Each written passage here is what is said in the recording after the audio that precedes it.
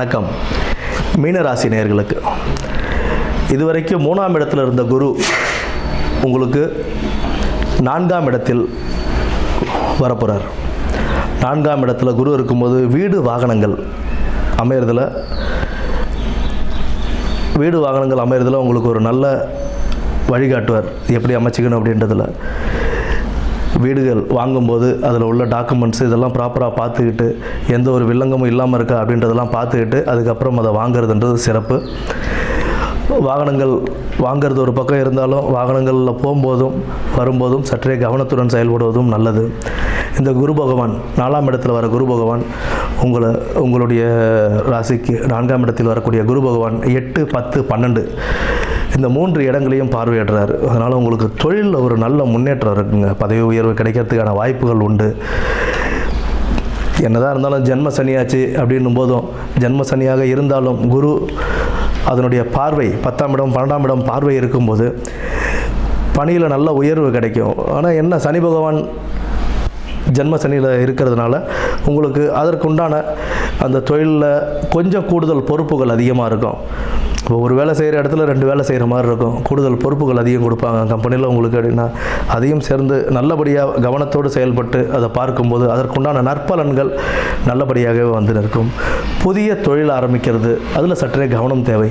புதிய தொழில் அப்படின்றது தற்போதைக்கு வேண்டாத ஒரு வேலையாக தான் இருக்கும். இருக்கும் தொழிலையே செஞ்சுக்கிட்டு போகிறது நல்ல லாபத்தை கொடுக்கும் உங்களுக்கு. 12ஆம் இடத்துல குரு பார்வை செய்யும்போது உங்களுக்கு வெளிநாடுகள் செல்வதற்கான யோகங்கள், வெளிநாட்டில் வேலை கிடைக்கிறதுக்கான வாய்ப்புகள் அதிகம் உண்டு. வெளிநாட்டில் வேலை கிடைக்கும் போது என்ன அப்படின்னா நம்ம போகும்போது அது நல்ல கம்பெனியோட இதெல்லாம் எப்படி என்ன இது எல்லாம் பார்த்துக்கிட்டு நல்லபடியாக போகிறதுன்றது ஒரு நல்ல வாழ்க்கையை உங்களுக்கு அமைத்து கொடுக்கும்.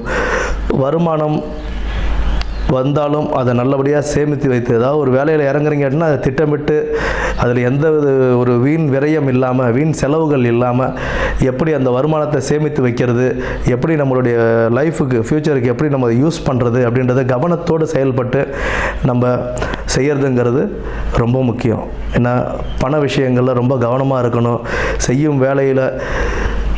செய்யும் வேலை நல்லபடியாக நடக்கணும், அதில் நல்ல நமக்கு பேர் கிடைக்கணும் அப்படின்னா அதற்குண்டான கடின உழைப்பு அவசியமாக நமக்கு தேவை. ஏன்னா ஜென்ம சனி இருக்கும்போதும் +4ல் குரு வீடு வாகனங்கள் அமைச்சு கொடுத்தாலுமே ஜென்ம சனி இருக்கும்போது குரு நற்பலன்கள் கொடுக்கணும்னு நினச்சாலும் ஜென்ம சனி அதுக்குண்டான முயற்சிகளை அவங்களை எடுக்க வைப்பார். அந்த முயற்சிகள் நல்ல கடின உழைப்பாக இருந்தது அப்படின்னா அதற்குண்டான பலன்கள் நமக்கு கை மேலேயே கிடைக்கும். அதனால் வேலை மாற்றம் ஏற்படும், உங்களுக்கு தொழிலில் மாற்றம் ஏற்படும், தொழில் மாற்றம் ஏற்படும். அதற்குண்டான பலன்களும் நமக்கு கை மேலேயே கிடைக்கும். புதிய வேலை வாய்ப்புகள், புதுசாக நான் வேலை தேடிட்டு இருக்கேன் சார், எனக்கு வேறு எங்கேயும் வேலை கிடைக்கல, இருக்கிற வேலையை செய்கிறது ரொம்ப நல்லதுங்க. அதை விட்டுட்டு வந்துட்டு நான் புது வேலை தேடுறேன் அப்படின்னா அதில் கொஞ்சம் சற்றே தாமதம் ஏற்படும். பட் கடின உழைப்பால் அது கிடைக்கிறதுக்கான வாய்ப்புகளும் அது உங்களுடைய கடின உழைப்பை பொறுத்து தான் வரும். ஆக இந்த 2025ஆம் ஆண்டு குரு பயிற்சி மீன ராசிக்கு சற்றே கவனத்துடன் செயல்பட்டு திட்டமிட்டு செயல்பட்டு வாழ்க்கையை நல்ல விதமாக அமைத்துக்கொள்வது வாழ்த்துக்கள். நன்றி.